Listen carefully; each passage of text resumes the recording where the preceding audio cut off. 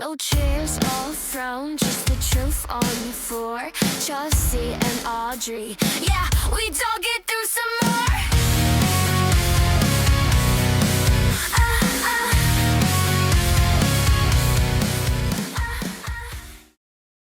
What's up, guys?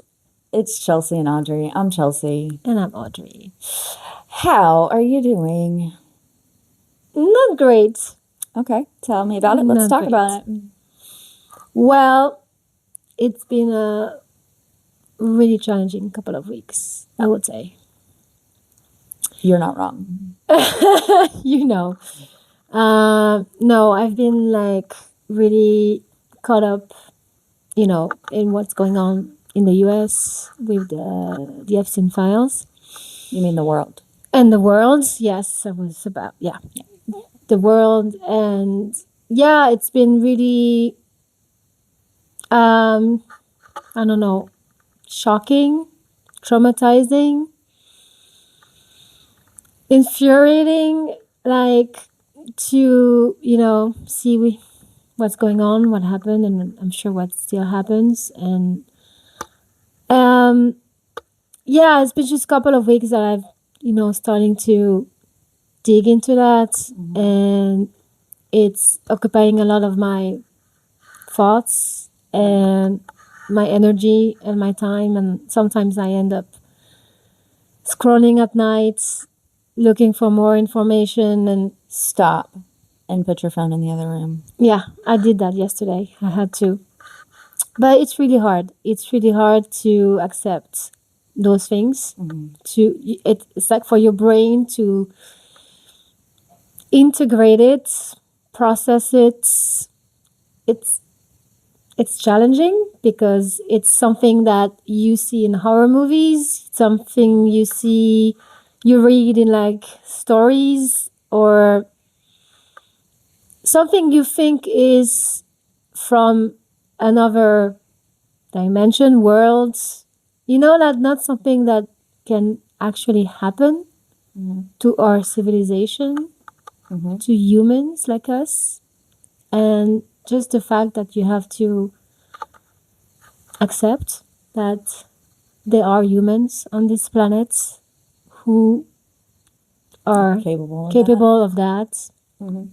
And thinking about the victims and the children, and you have so many emotions going on. So many emotions. You have shock and anger and frustration and sadness and horror and grief. Yeah. It feels like we're grieving a world that we thought was different. Mm-hmm. I mean, nothing's perfect, right? And there are a lot of really bad things in that world. But I think with this, it's like we have achieved a completely different level. Yeah. Of evil, of shit, of darkness, of abuse, so not easy. It's just I have kids, so it's even more challenging. I work with kids as well, so it's also I'm trying to navigate this, and also finding the balance between now we know, now it's in our face. There's nowhere to hide. We cannot deny it anymore. We cannot block it and just say there's no putting it back in the box. Exactly. Mm-hmm. So you, as humans, we want to know more. We want to understand. So you're pulling in digging more, mm-hmm. and reading more and discovering more. But the more you do that, the more you get fucked up. Yeah. So because you're actually looking for some sort of repercussions for these things. Yeah. You want some sort of justice. Exactly. And we're not seeing that. No. And so there's this, and there's mm-hmm.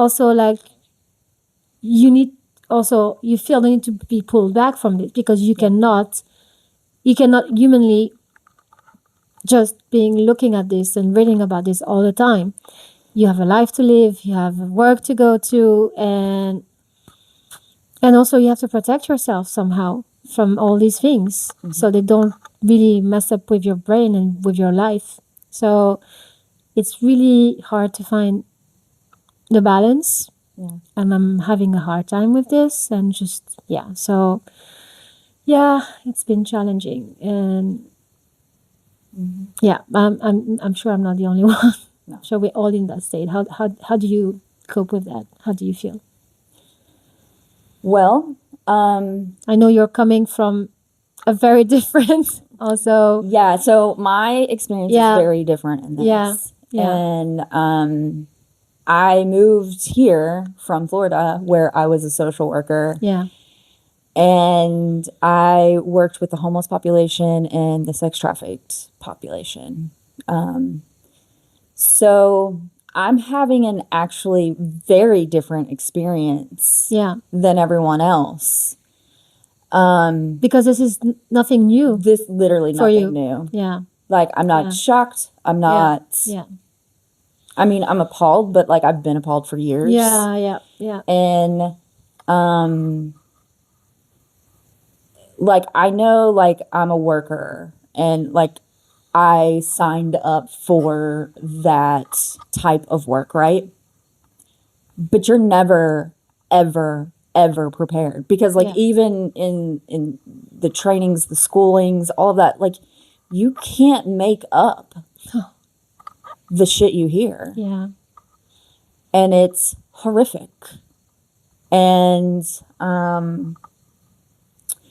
hearing that every day was really difficult. I worked in multiple different systems of care, and in Florida it's all privatized, so it's like private companies, and they don't share data at all. Yeah. It's very, very rare that like it was hard enough getting different agencies to work together. Yeah. So I personally, and this is going to be a weird take, follow me on this journey. I actually have the biggest sense of relief. I feel like I have released so many burdens that were on me. Yeah. Because I've been carrying this for so many years. Because you've known already. I've known. I've experienced so much. And I mean, I'm legally like not allowed to talk about the things that I know. Yeah.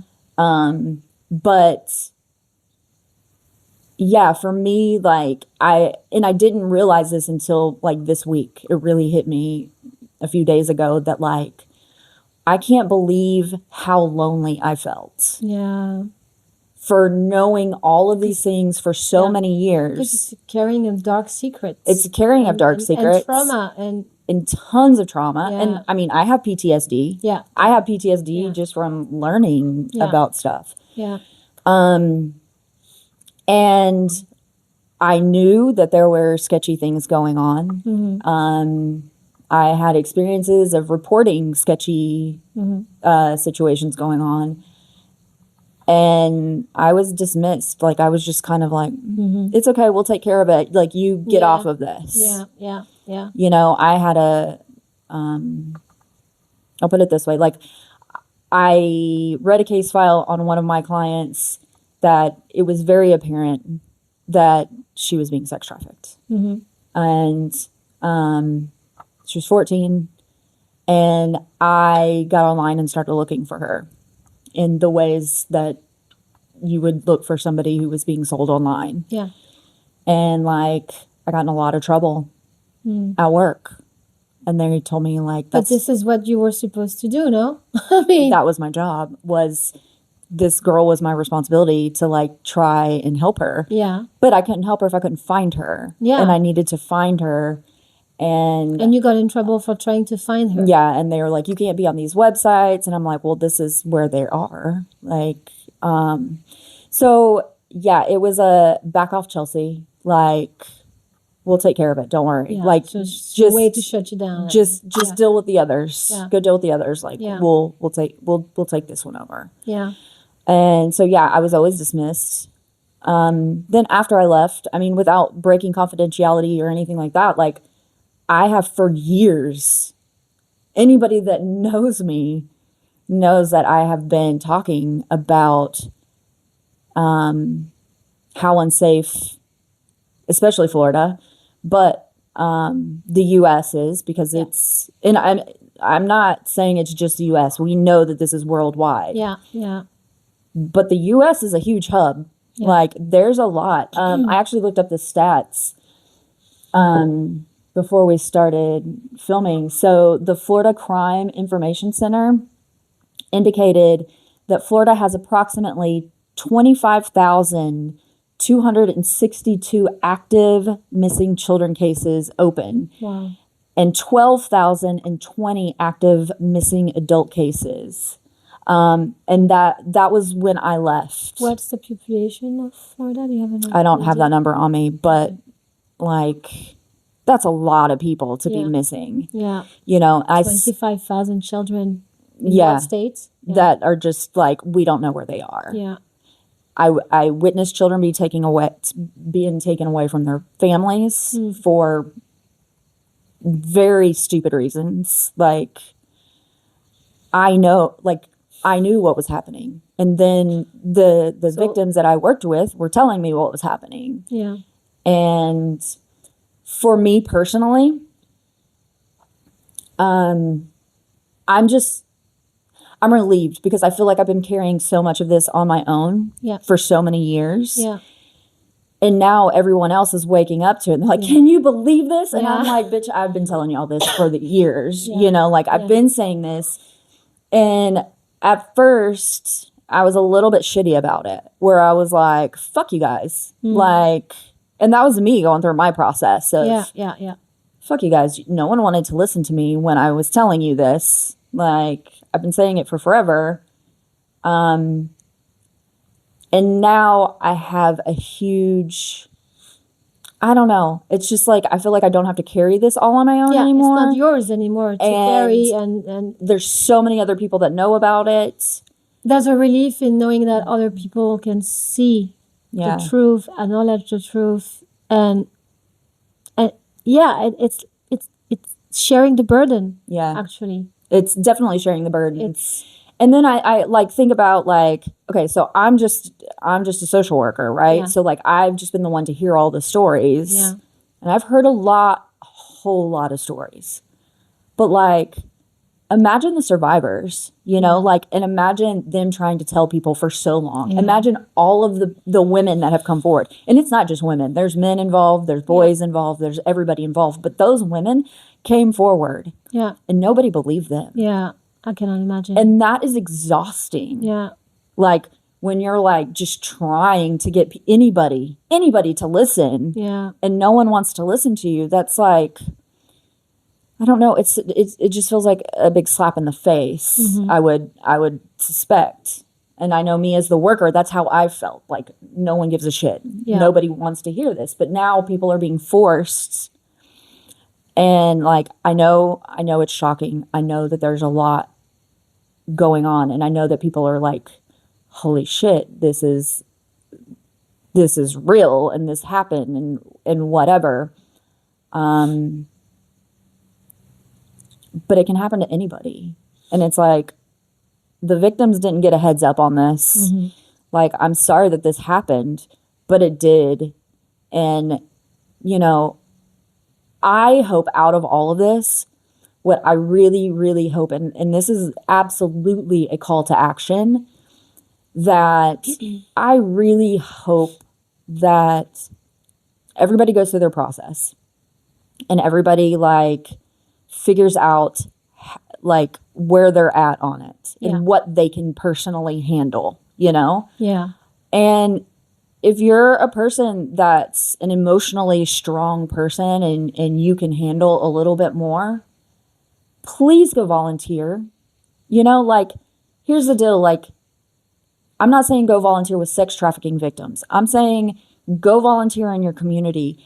Go be like a big brother or big sister or some sort of mentor to teens and to kids, and like get out there. You know, there's very, very, very strong correlations to homelessness and sex trafficking, and like kids that end up homeless when they're young end up being chronically homeless when they're older. Like there's all of these correlations, and really it all boils down to like we really need to be taking care of our kids. Like, I'm not saying parents take care of your kids. I'm saying everybody. Yeah. If you were a citizen of this world, right now, everybody needs to be responsible and help out. Like, we need more village mentality. Yeah. Like, Yeah. this siloed bullshit of whatever, like, it would be really easy for everybody to, like, break down right now and be like, well, I'm not going around anyone because I don't trust anyone. Yeah. Not everyone is doing this, but it's a big deal. And you need to figure out, like, who you can trust and where you can fit in and do volunteer work, any kind of like community organizing. But like, yeah, I mean, I'm not sorry, but I'm really glad that this is all out. And I really hope that even though right now it's not looking like any justice is going to be like done. That's also the hard pill to swallow. But I think it will eventually. And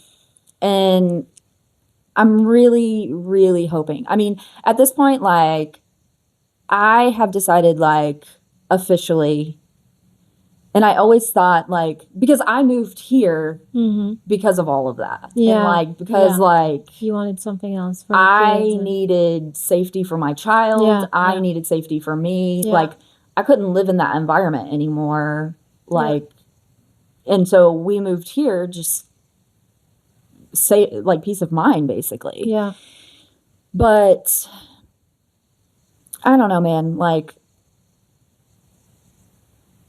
it sucks, but I think that this is actually a really good thing, because I have said for years, like, we can't fix this one problem. We can't fix this one problem. Like, the entire system needs to be burnt to the ground and rebuilt. Yeah. And now I really hope that everybody understands that. Like, complete overhaul. Things cannot go on the way they have, because this is not just the U.S. This is everywhere. This is everywhere. Because I've been reading a lot about this, and also like people trying to help other people to cope with that. And there was this guy talking about like the different stages you're supposed to go through when you discover something in this amplitude. Yeah.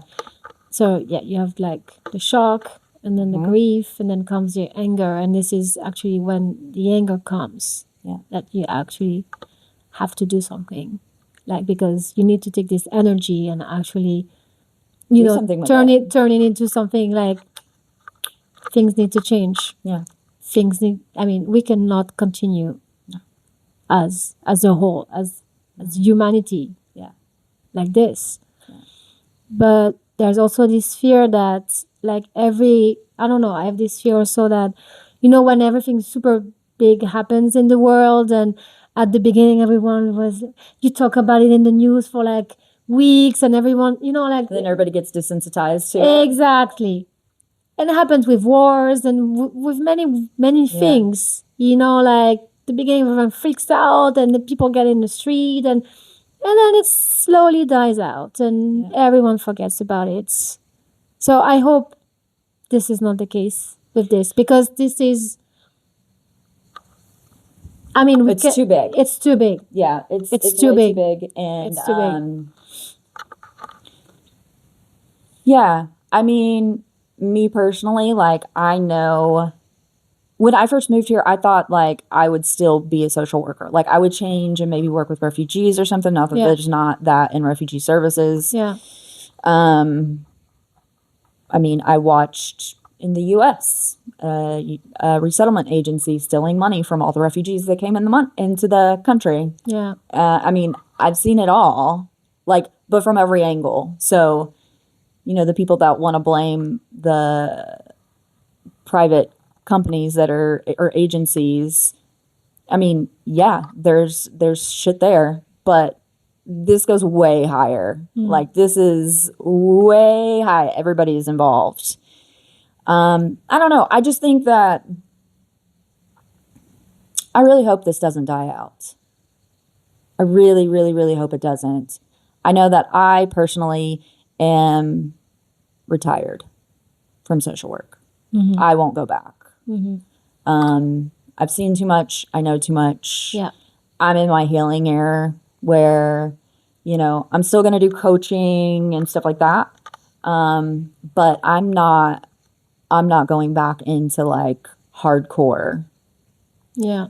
like work anymore. And I know that that's best for me. So it's like, I have to know my boundaries too, Yeah. you know, but other people are going to have to pick up some slack, you know, and I really hope that people will get in the streets.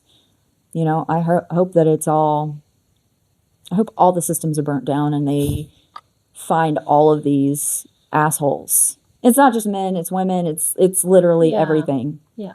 It's gross. For the victims, like, everybody needs to watch this shit and at least just acknowledge it and be aware of acknowledge it and be aware of it. Yeah. Don't block it. Don't put your head in the sand, which the first one to do in many cases, but I think this is not something you can ignore, especially if you I was about to say, especially if you have children, but no, especially if you're just a human being with a heart and compassion and empathy and rationality and sensitivity and I don't know, like just a normal person. If you're a normal person, you cannot ignore that. Yeah. How can you? And you don't even have to have children or love children or whatever. It's just like, yeah, I mean, that's the thing. It's not just children. Yeah, it's exactly. like grown women. It's grown men. We are having a collective trauma response by the whole world right now. Yeah, no, it's shared by every one of us. It's like millions of people feeling the same thing, like besides you, because and maybe other people who've been dealing with that shit. They're at different stages of grieving than I am, and the survivors and other workers. But guys, like the workers, the victims, like this shit has been fucking awful. Yeah. Like, yeah. And I would say, any victim of any, kind of type of abuse, I was reading about this thing called re-traumatization. Yeah. That it's enough for you to read about it or hear about it or having the stories told again. And your body, your brain doesn't make the difference between hearing about it, reading about it, and actually experience it. So all victims of any abuse, also it's triggering for them. Even if it's not related with this thing specifically, but if you've been, if you have an experience of being abused sexually or whatever, it is triggering, for sure, and difficult. So action is the antidote of powerlessness. Did I say it? Powerlessness. Yeah, and that's the key here. Is I'm gonna go back to what I said in the first episode. Yeah. Community. Yeah. Get with your community, build community, know what's going on. Do not silo right now. Do not stay to yourself. Like, get with community and get out in community too. Like, be good humans. Yeah. Like, go out and hang out with your neighborhood kids, even if you don't want to volunteer, if you don't want to mentor. I don't know, go outside and play. Like, go touch grass. Just be outside, be around kids. Yeah. I don't know what to tell you, man, but like, we need more positive influences on our kids. I think what we need, and just in the world. I think for me, as a very sensitive person, empathetic person, what I need right now, it's to be able to see the good in people again. You know what I mean? I need to see that's hard. that not everything is wrecked. Not, I mean, because the whole vision now of the world as it is really dark. And you're like, as you said, like it's like, oh, I don't know if I can trust anyone anymore, because you cannot even trust the governments and the politician. You cannot trust. That's the feeling. But what we need to get a grip on is And like, you can't. no, and you can't. It's like, I would say, finding your circle. Yeah. Even if it's small, Yep. of good people. Yep. And I know this is really hard to say at this stage, and I'm having really hard time to do that, but I wouldn't even talk about hope, because I don't know at this stage, because I don't feel like that right now. But being able to see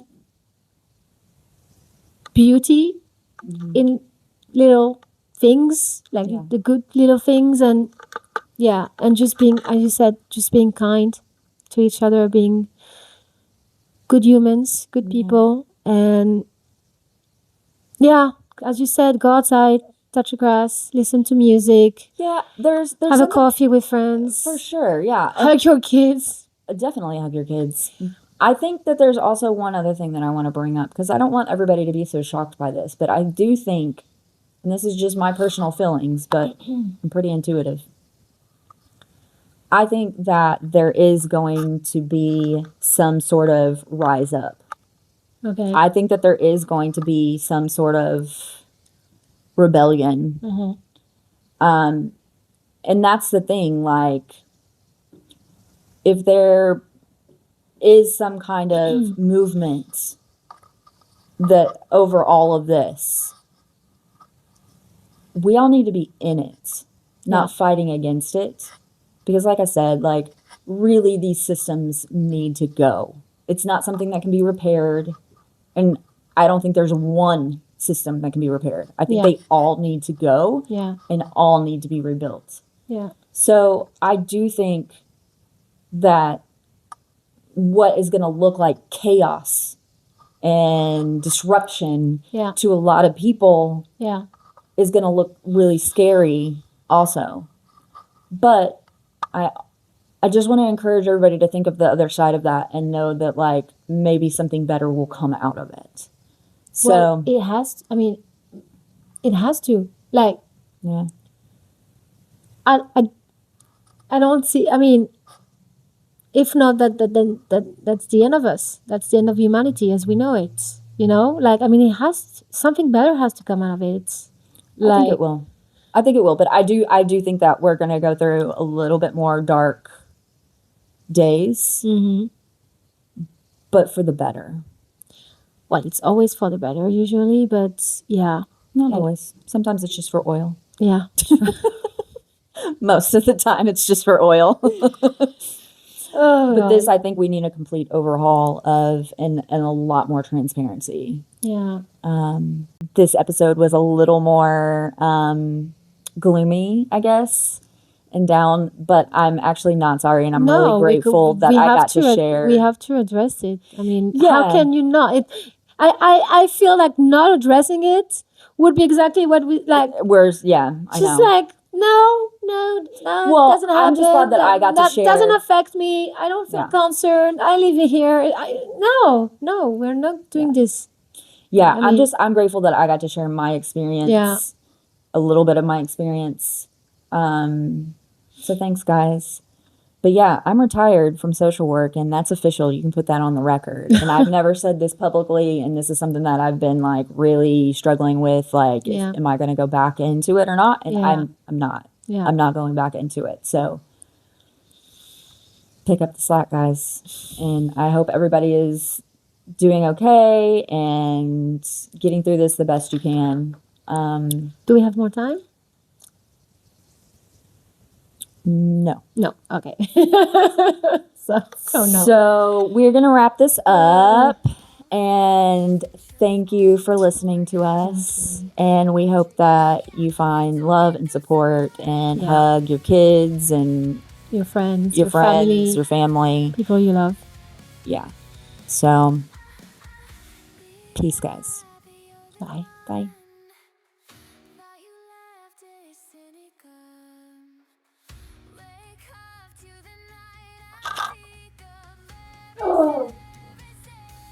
Life